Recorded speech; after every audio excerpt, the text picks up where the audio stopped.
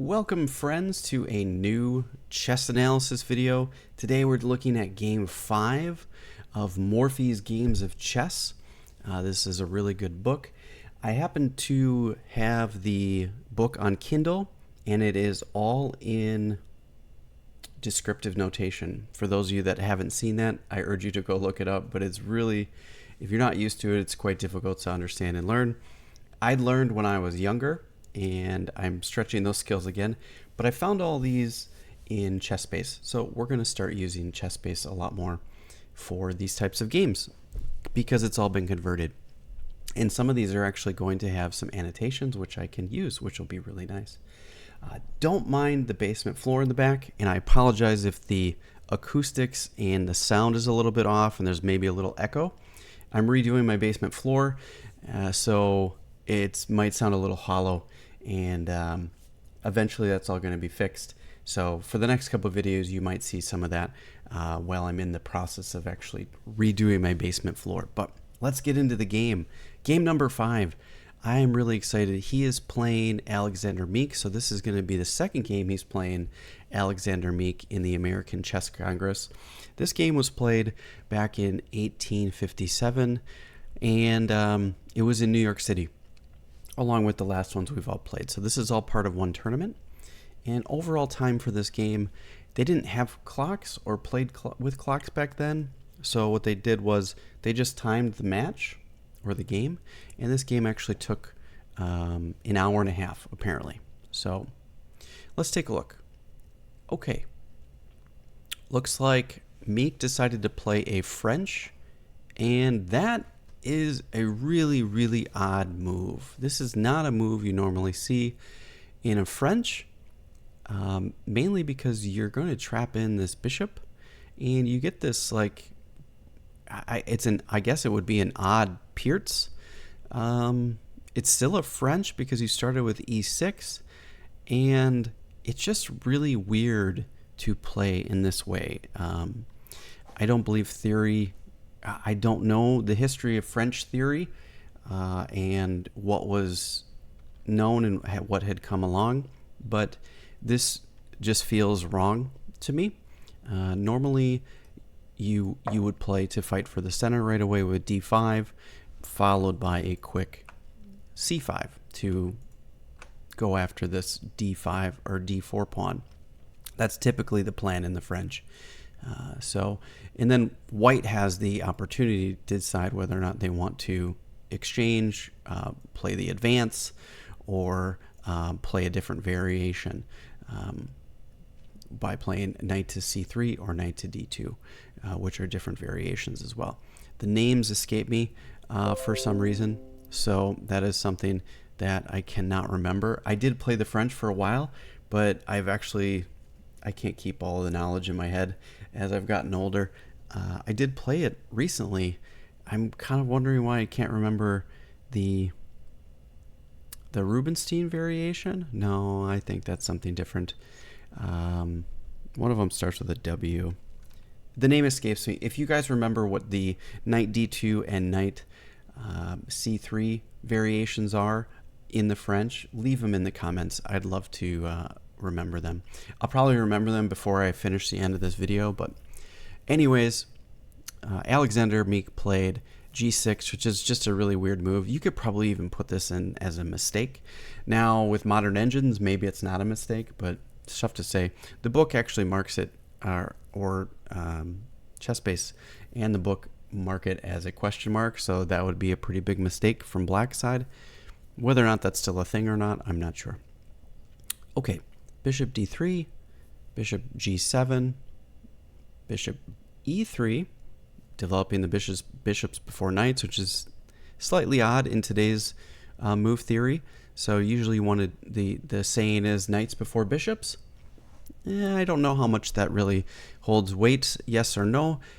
The idea is that you want to control more of the center with your knights,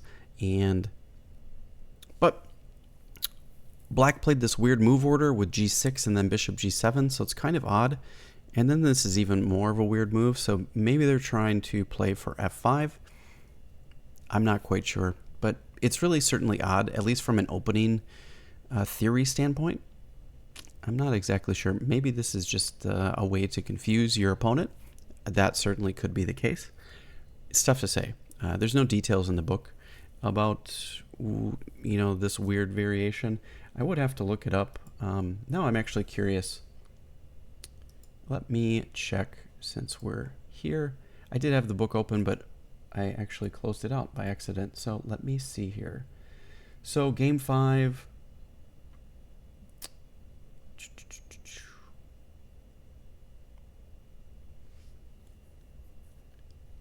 It's difficult to imagine why any player would burden himself with a double fianchetto defense. Okay, so we're actually not even there yet. Not quite. So look at this opening right here, and this is the only thing in the book that's mentioned. It says, it is difficult to imagine why any player should burden himself with a double fianchetto defense. Morphy's procedure against it is interesting. So, and there's no notes from here until the 19th move, and it only gives one thing that says we'll get to that on move 18. Yeah, so it just shows like a spot. It doesn't give any notes after this. So this is it. This is all we get from the book. So we get to look at this from a fresh set of eyes because there's no information, and there's really no particular variations. There's one extra variation in this particular book for this game. And in the book actually says 1 hour and 3/4. So, and ChessBase says 1 hour and a half. So there's some discrepancy here, which is kind of interesting. But yeah, very, very odd. Not something that is to be really noted. But so we get to kind of look at this with fresh eyes. All right, this is a very interesting setup with the knights and bishops here, and in the double fianchetto defense. This is extremely odd. I don't think I have not seen this type of position, and I've done a lot of opening theory, not nearly as much as I probably should, but for an amateur player, I think I've done a fair amount, more than most of my competitors or colleagues. But this is just extremely odd and really weird to see 2 knights behind 2 bishops like this. It's just very weird to see. I'm not sure exactly what the idea is here. So let's see how Morphy progressed.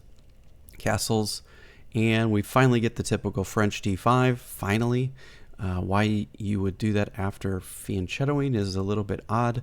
It might have been better to play more of a modern type of defense with d6 and playing for this type of setup, and then maybe playing for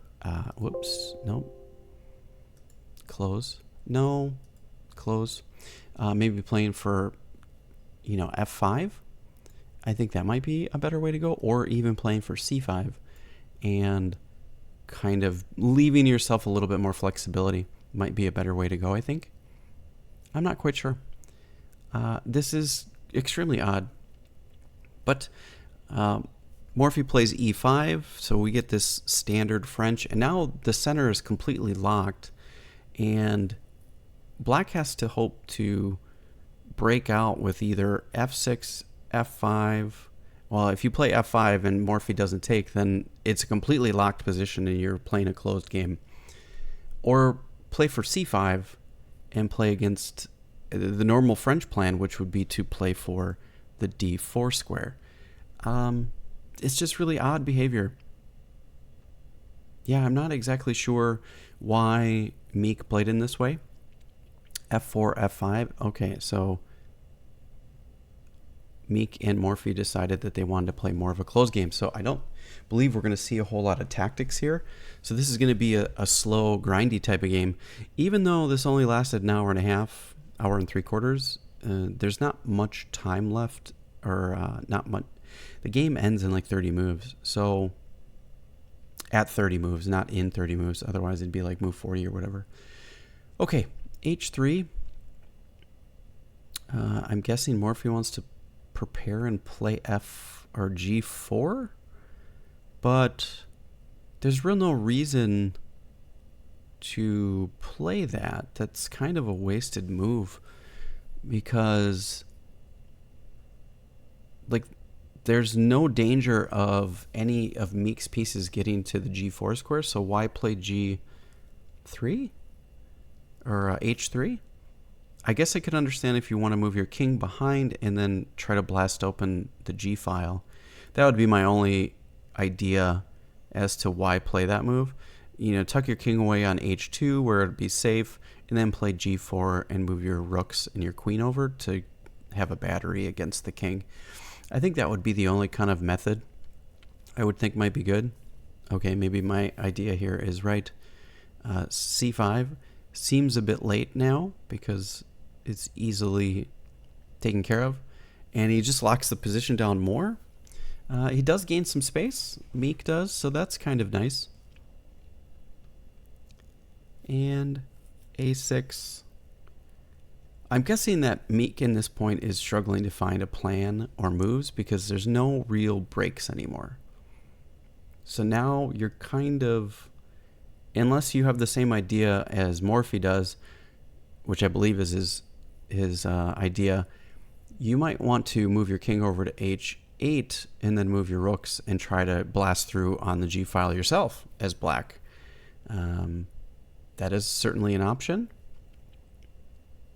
but it seems very weird. So, all right, let's see how it continues. Knight f3, h6, g4. Okay, so we get part of the plan that I thought Morphy might play. So I feel pretty good about being able to come up with that idea myself. I mean, I do see the moves ahead. I'm not looking ahead or anything like that, but like, I'm just kind of looking at the position and trying to come up with my own ideas of what I think might be done as a former closed position type of player.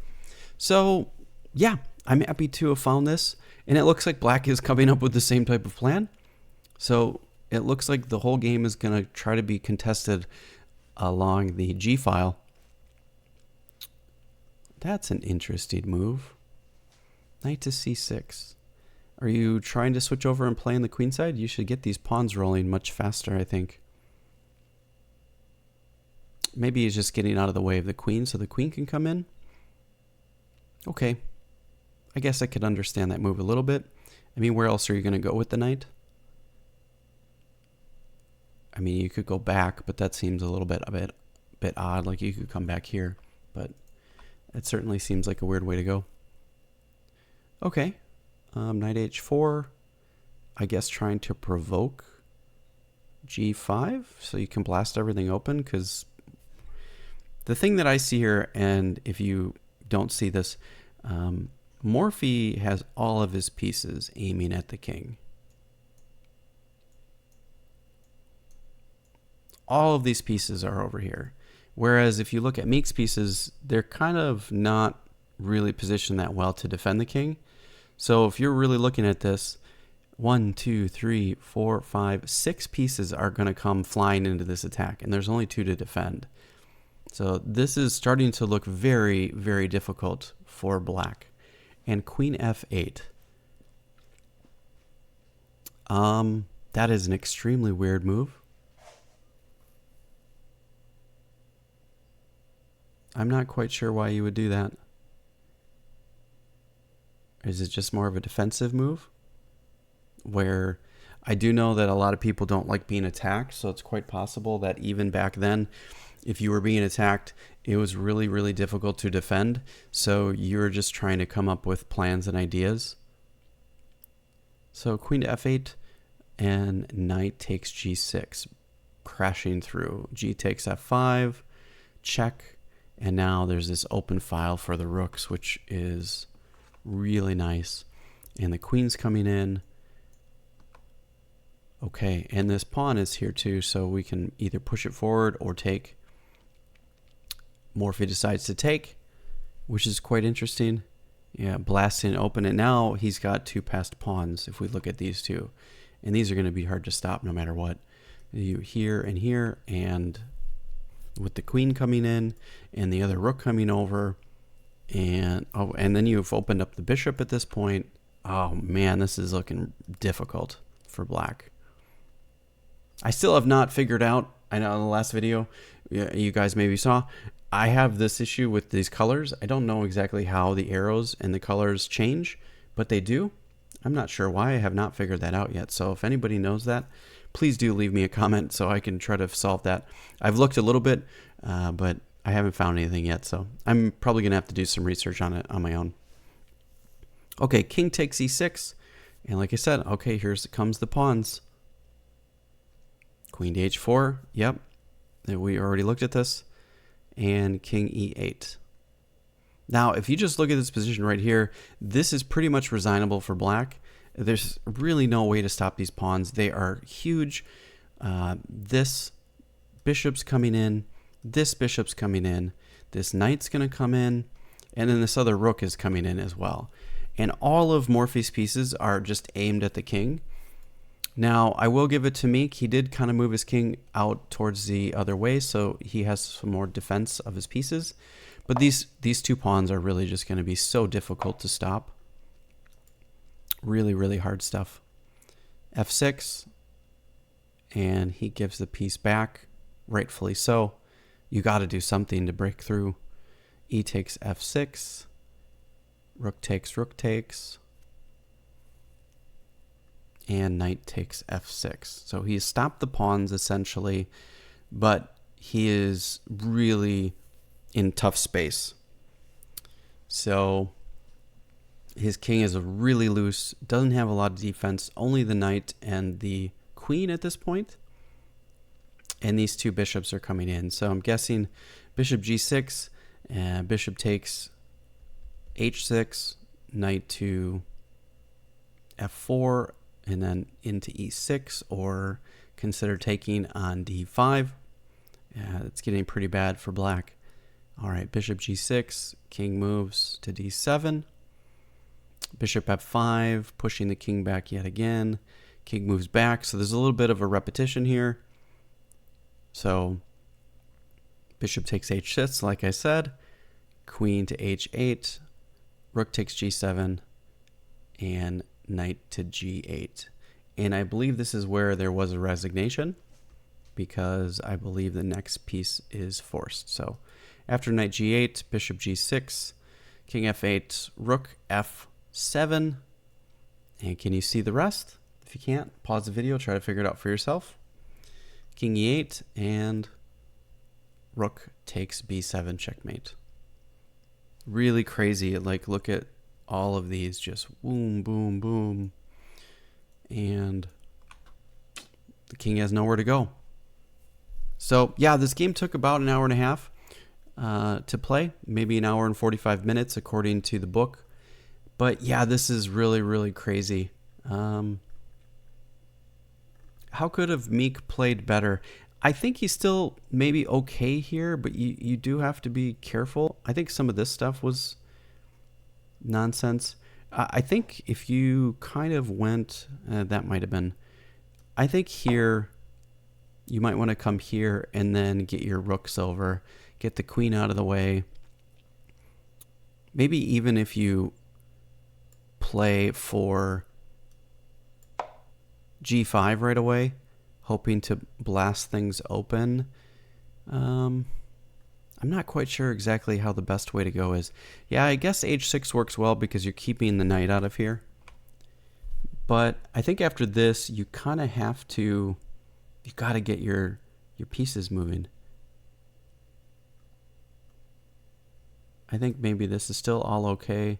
This might be the move that's a big mistake. Maybe coming here instead and then getting the rook over.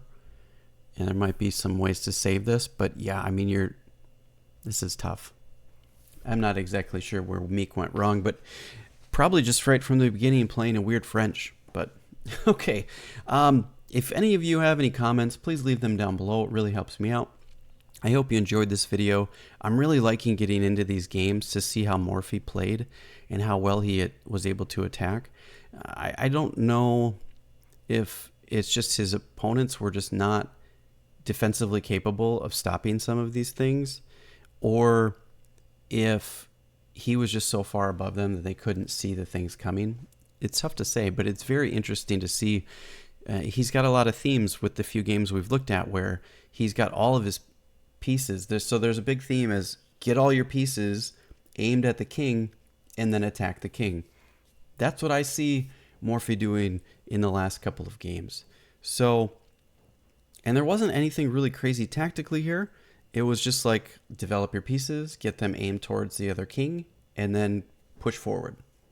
That's really, I mean, it seems kind of like simple chess. So, all right, friends, if you enjoyed this video, please do leave a like. It helps me out a lot. Share it with your friends on Twitter, on TikTok, wherever you feel is really great to share. It really helps me out. And stay tuned for my next videos as well. I do have other videos coming in my own personal analysis videos, which I enjoy, and I hope you're gaining some benefit from all of that. As for next time, we'll catch you in the next episode, and take care. Have a great day.